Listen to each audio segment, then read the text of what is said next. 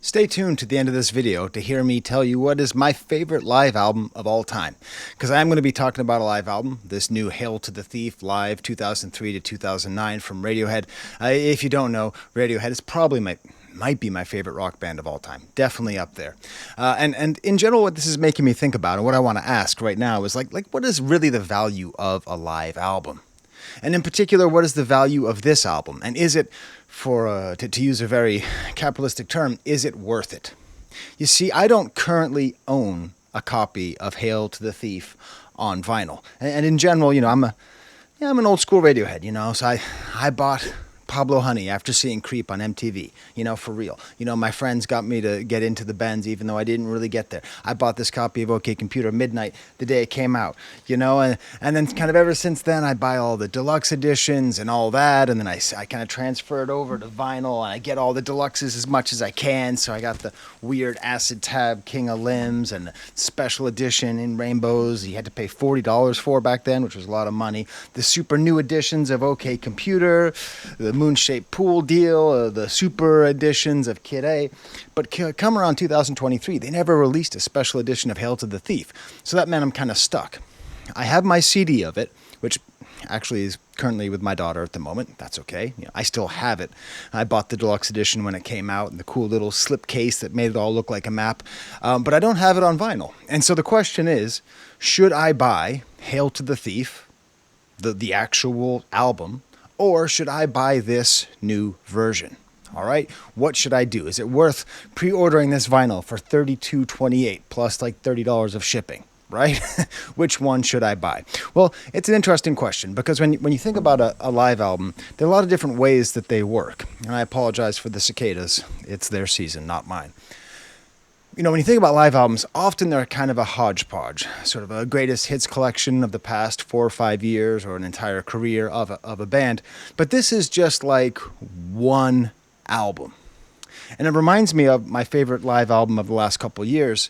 I didn't do a review of this. I really should have. Roxy, Tonight's the Night Live by Neil Young, where it's just like the entire album, Tonight's the Night, which is probably my favorite rock album of all time, performed live. And it's just like everything you love about the album, but live. And it's a whole new way to appreciate it, And so that's what we have here with this Hail to the Thief live. It's all 14 tracks of the original album. I'm sorry, what? 12? You took out 2 songs? Okay. All right, well, there's the strike against buying this one versus the other. They're going to make me buy both, aren't they? So it's just 12, I think maybe why is that they're just trying to have it on one vinyl as opposed to 2 discs, which in general I'm in favor of. I never listen to Moon-Shaped Pool because I don't like flipping over vinyl that much. I mean, I listen to it sometimes, but I actually prefer the CD that came with it. Where's my CD of it? It's somewhere over here. I don't know. I've got so many goddamn Radiohead CDs flopping all over the place. So what I want to do here is talk about like what makes a good live album. And to do that, I'm going to enlist my trusty graphics department. If you don't know my graphics department, frankly, I pay them 100% of all the revenue that I make on this channel. I, as a host and a writer and a performer, I get nothing. My graphics department gets everything. Okay? So these are the 3 criteria, and I'm going to be rating them out of 5.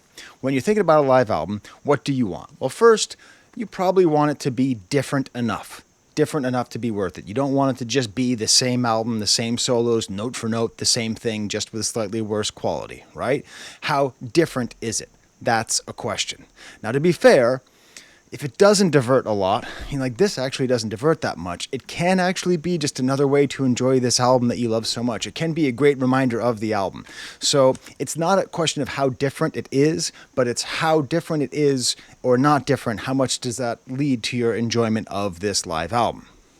I would say the most important factor is the group feel. Okay? This is how much does this live performance prove to you that this is a band? People who play together and who have to play together. Sometimes it's by how loose they are. Sometimes it's how tight they are. Sometimes it's these grooves that they can find. Sometimes it's space they give each other. Sometimes it's how they're stepping all over each other. I have seen many great concerts in my life. Okay? I've seen the Grateful Dead 20 times. All right, the real one, not the one with Your Body is a Wonderland guy.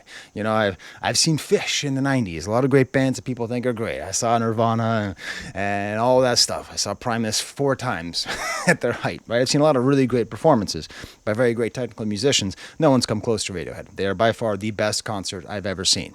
Okay. And the reason why is because they are a constant reminder that there are a bunch of kids from high school who got together and made music and somehow managed to be super geniuses making some of the best music that's ever been made. Okay? And then finally, there's the live aspect. Okay? The audience. How much does the audience affect the recording? Sorry, I had to do that in green. I ran out of Sharpies. I mean, the graphics department ran out of Sharpies. Thank you for auditing the Always Positive New Music Review show, hosted by a French professor who is a hostage of his graphics department. Smash the like bucket if you like either of us. So that's the audience, and how much does their presence, how much is it felt? I think the best example of this is on the album Get Your Yayas Out by the Rolling Stones, where there's all these little just audience members saying things that you always remember. For those of you who know, you know. Paint it black. Paint it black, you devils. You know what I'm talking about. So that's the audience. I should say that I've had the best possible audience experience. So I'm really happy this album came out because it's my 2-year-old is turning 3. Today is actually the birthday of my 1-year-old, my now 1-year-old. We had a birthday party on Saturday, and my son was coming into town from DC, and I had all these people coming to the house and this whole thing, and I didn't have time to really digest a whole new album, especially this new Chance the Rapper album, which is denser than the cake that my wife made. 17 eggs, quarter cup of flour. That's how you make a cake, Americans. So I haven't really had time to digest a whole new album, but this was perfect because I could listen to it with my family, especially with my son, who is a collector of Hail to the Thief. These are items from his collection. I'll describe them later. It's his favorite Radiohead album, and I love sharing it with him and talking about it with him. And so it's this whole great thing, and we're listening. But the best part was while I'm driving, I got the 3-year-old and the 1-year-old in the back, and every time there's an audience clap in between, the 1-year-old goes, and she claps, and then my 3-year-old claps, and it's wonderful. So what do we have? We have essentially, or what do I have? As an old school, an old fool Radiohead fan and lover, we have 3 different Hail to the Thief experiences. Okay, we have the album, the actual album itself. I think it is their most underrated project. Some people think King of Limbs is their most underrated project. That would be true if it were better. I'm sorry to say. I'm not saying it's not great, but I think that Hail to the Thief is an S-tier Radiohead album. Okay? I personally, I think it's better than OK Computer, and I know that's heresy, but that's what I think. To me, it's the midpoint between the Bends and In Rainbows. It's in that perfect little spot. Okay? So I really, really love this album as it exists. There's another thing that goes into this, which is my memory of this tour. I saw this tour. September 23rd, 2003. We're talking, that must have been 10 days after my 23rd birthday, 25th birthday, 26th birthday, let's say 26. I don't know, it was sometime around there, okay? It was at Shoreline, which is beautiful. It's in California. And it turns out this was a famous show on the tour. I'm going to quote Tom York's description of what happened during this show. Let me see if I could do an accent. There was one time we played in San Francisco in a really nice outdoor place, Shoreline. It was a great show, really, really fun. The audience were brilliant. Then before the final encore, I smoked a blunt with Johnny. I went back and started playing everything in its right place and got completely lost. I think I sang the second verse first, and then I was looking at the keyboard going, "What is this?" Then I went to sing the next verse, and I realized I just sung that, and I looked at the others, and they were all going, "Get us out of this one." I'm just going around the riff looking at the audience, and they're all singing words, and I'm going, "What?" I was so high, I got up from the piano and walked off. I have to keep it honest. I didn't know that was happening. As far as I was concerned, it was a perfectly fine performance, okay? But that's the performance. And what's fun is I went back and I looked at the set. I remember the show very well. I remember I've seen them in 95 at a club, in 2000 at a race dog track, 2003 is Shoreline, a bunch of times in 2008, like in Scotland and all over the place. 2010, saw them at a small theater in LA for Haiti. So like I have a lot of memories of this.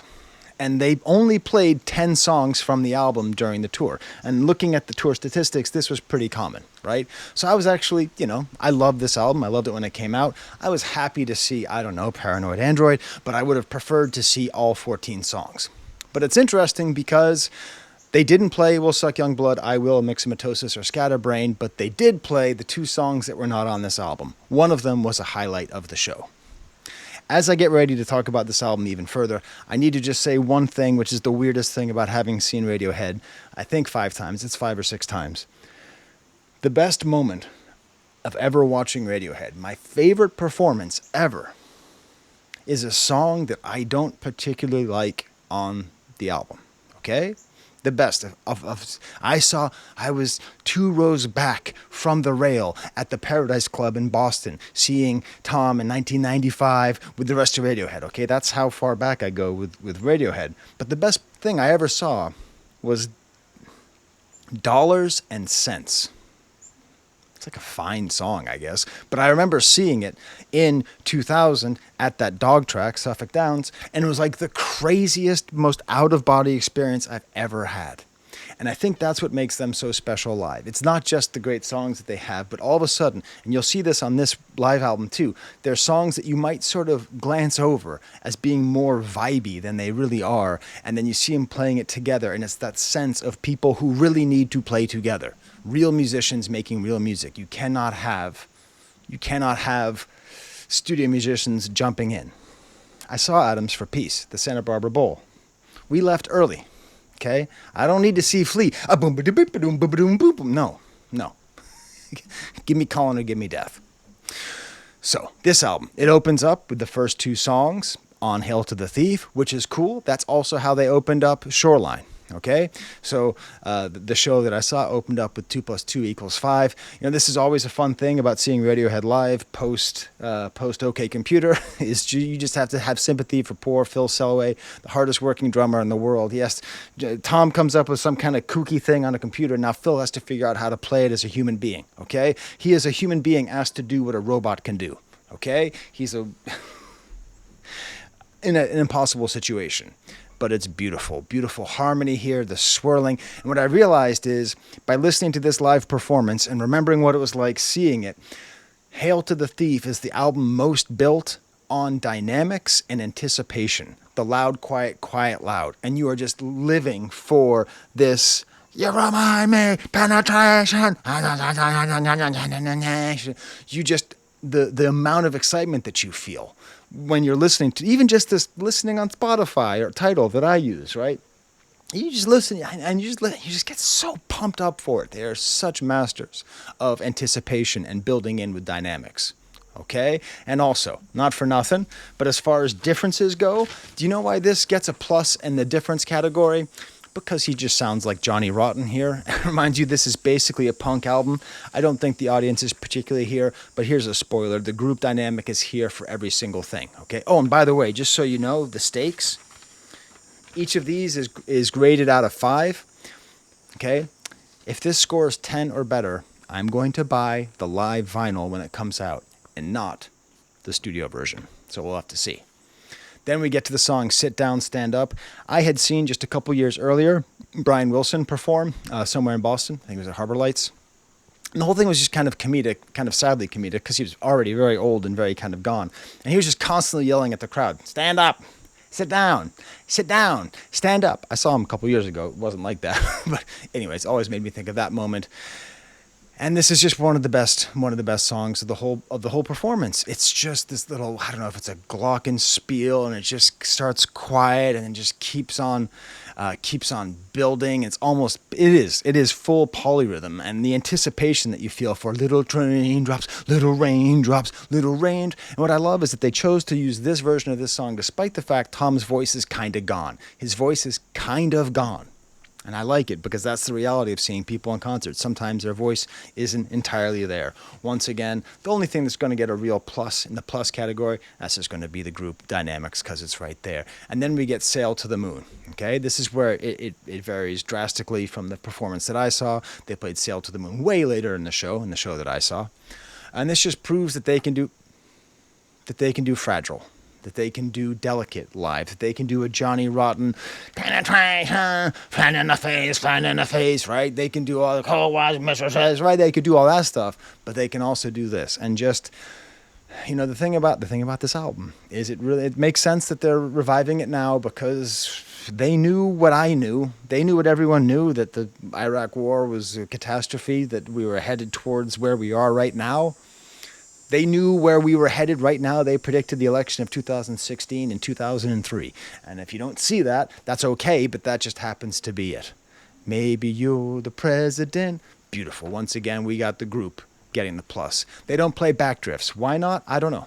I don't remember them playing this when I saw them in Shoreline, although it says they did. Maybe it's just too electronic. And then we get to...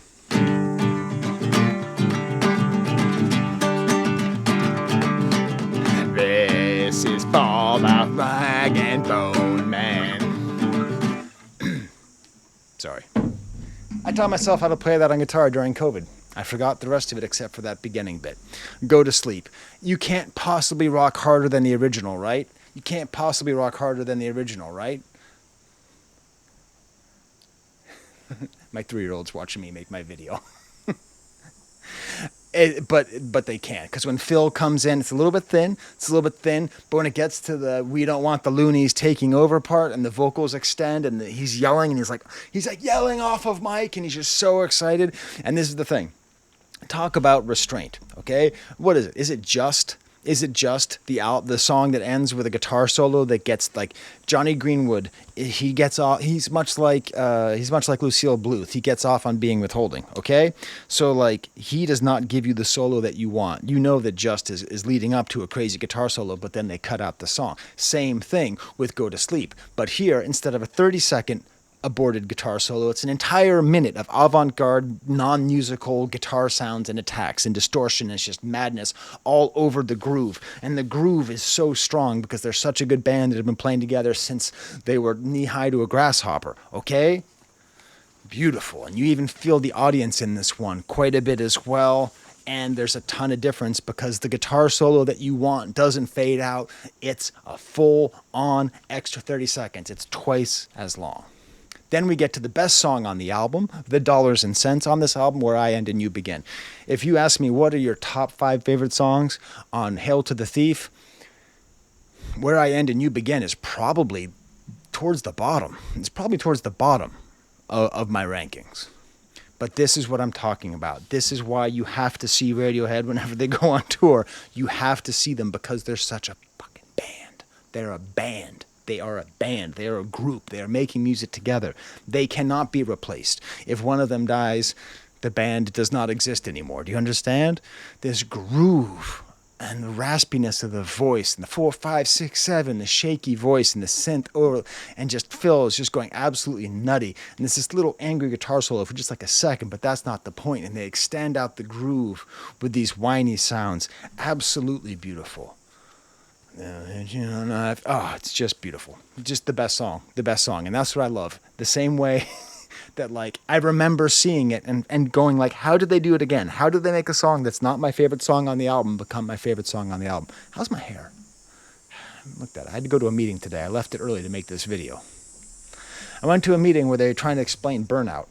So they had us at a meeting that was a 6-hour meeting about how to avoid burnout. Can't make it up. Then we get to the song We Suck Young Blood. My favorite piece of Radiohead memorabilia is back there. These were posters hyping up Hail to the Thief back in 2003. I visited Los Angeles, and those were up on light poles. I went up the light pole and grabbed them and took them down and saved them. Okay? That was getting psyched. And this is the thing I don't understand. I remember at Shoreline, because, this is the way the song goes. Down, down, down.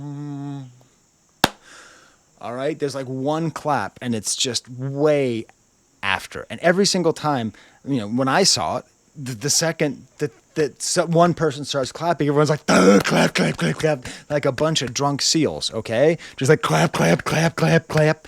So somehow the audience on this recording knows how to wait. I've looked it up. I haven't seen any evidence. I think it's Colin. I think, no, Ed. I saw Ed where he does this little, like, you know him. He's the sexy muff, right? So he just like, like this. He's like, like that. Like when you're supposed to clap, he goes like that. And you see Colin, he'll sort of do like a this as to when you're supposed to clap. I don't know how they did it. I don't know where they recorded it, but they managed to get that clap, and that makes the audience totally there because you just, the amount of anticipation and tension in the song and the singing and the frailty. This is by far the audience highlight of the album because it's even a little bit imperfect, which makes it even more perfect. Then we get to Gloaming. This is maybe the low bit of the album, of the live album for me, because it's just a little too electronic. There just isn't quite enough going on for the band, but still there's a beautiful little groove in there. And of course they play with Chaos Box. Chaos Box, a chord Chaos Box. My brother bought a Chaos Box for my other brother, and I borrowed it from him, and I used it all the time, and then I got pissed when he asked me to give it back. when he asked me to give it back. I was such a dick, man. I'm sorry. I apologize to both of my brothers for how I acted in that situation. Well, you didn't know. I just gave it right back. I didn't complain. But in my mind, I thought, what's he going to do with Chaos Box? I'm going to use the Chaos Box. Anyways, I remember seeing Johnny up there using the Chaos Box that was the same Chaos Box that I used, which is basically just like a little machine that allows you to take sound and just mess around with it. I need to get a Chaos Box, man. That thing's awesome. Then we get to There. This is maximum crowd excitement. They released the video of this as well. This is in Buenos Aires. Shout out to Argentina. To Geronimo Rulli. Best goaltender in Europe right now. But you know, like this just amazing, just chanting, just the amount of excitement. And it made me feel sad because I'm going to sound like a boomer here, but it made me feel sad that people could get this excited about a song this good. You know what I mean? Like a song this well made. But the audience is great. The band is great. It's different enough with just how the audience is. And then we get to the song I Will. I'm going to include a link right up here. There, of my son singing one lyric to the song I Will when he was 3 years old. He sings it the most beautiful. So if you don't know, this is the easiest song to play by Radiohead. It's just 3 chords, right? I will lay me down. Right? I don't sing it well. My son sings it well. And you should check that out. It makes me cry because this is a super underrated song and this is a super underrated performance. They used to play it live a little bit more upbeat. Here it's just so sad. And this is the thing. I know, I understand, and I also think that Tom deserves criticism for how he's handled the Palestine situation, but I also think he deserves some grace. I'm not saying he deserves to be forgiven and all those kumbaya, but I'm saying he deserves some grace. Because this song, this is an example of what he's able to do. I mean, this is the song of Gaza, this song. I won't let this happen to my children. All right? That's what this is. I get it. He's an old rock star dick. I get it. All right? It sucks. But he's not Johnny Rotten, okay? Johnny Rotten is an old rock star dick on a different level, okay? We need to maybe call people in a little bit more and call them out a little bit less, okay?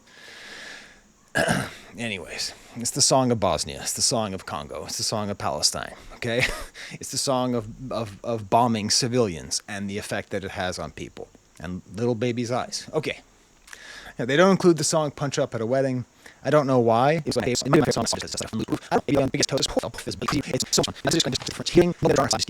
you wait for the quiet part. Normally, you allow anyways,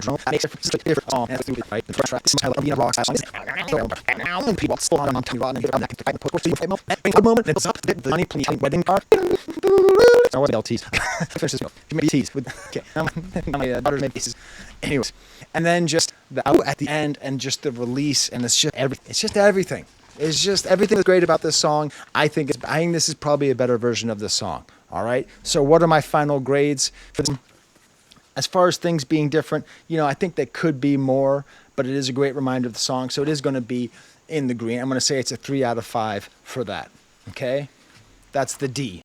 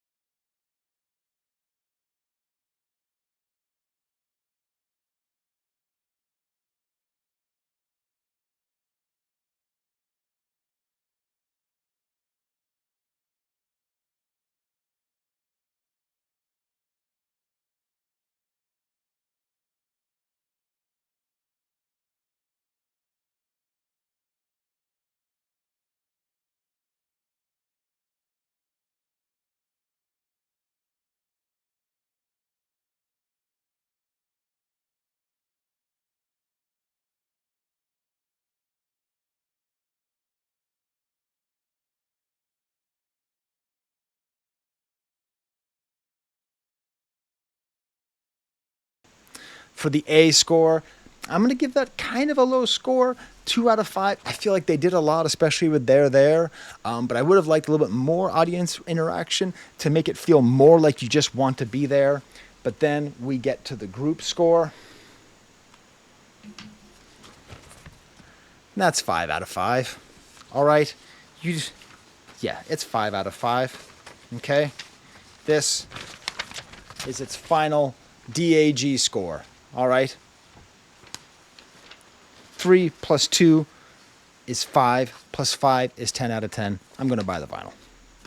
And guess what? They're going to George Lucas me anyway, and they're going to release a deluxe edition of Hail to the Thief anyway, and so I'm going to get to have both. Because much like Star Wars fans, I just want to keep buying Radiohead stuff because it allows me to think more about Radiohead. I told you I'd tell you the best live album of all time. It is one I just discovered recently.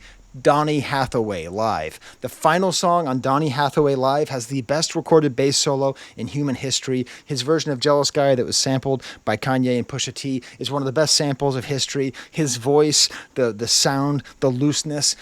Get into it. I don't have it on vinyl. I don't have it on CD. I've just been listening to it on streaming. I got to find it. All right. Well, I'm going to go eat a BLT. I suggest you all enjoy this great music that we all have surrounding us. Until next time, there's the camera.